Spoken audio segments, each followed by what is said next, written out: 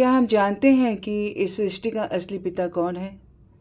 भगवान स्वयं कहते हैं, माता प्रकृति है और मैं बीज प्रदाता पिता हूँ। और इसी संगम से जन्म लेते हैं अनगिनत प्राणी।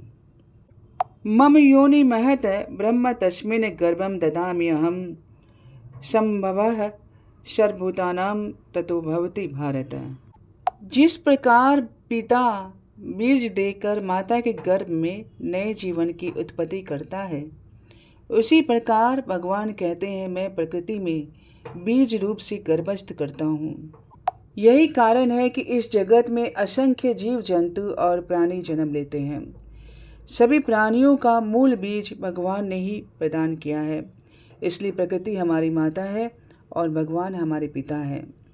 इसी कारण पृथ्वी को माता कहा गया है, क्योंकि वही भगवान के बीजारोपण से जीवन का पोषण करती हैं। सर्व योनिषु कौन्तेयः मूर्तयः संभवन्ति याः तासां ब्रह्म महद योनिरहं बीज प्रदय पिता।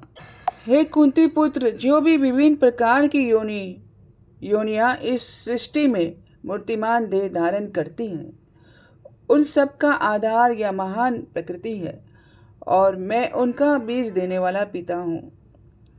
भगवान कहते हैं, जैसे धान के ढेर में अचानक बिच्छू निकलते हुए दिखाई देते हैं, तो अज्ञानी सोचते हैं कि धान से ही बिच्छू उत्पन्न हुआ है, परंतु वास्तविकता यह है कि किसी मादा बिच्छू ने पहले ही उसमें अंडे दे दिए हैं और उन्हीं अंडों से बिच्छू उत्पन्न होता है।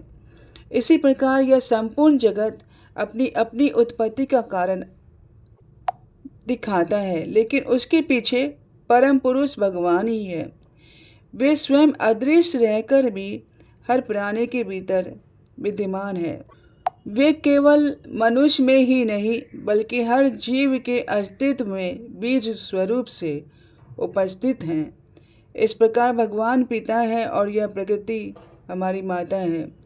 जीवात्मा उनके संयोग से ही विविध शरीर धारण करके सृष्टि के चक्र में प्रवेश करता है।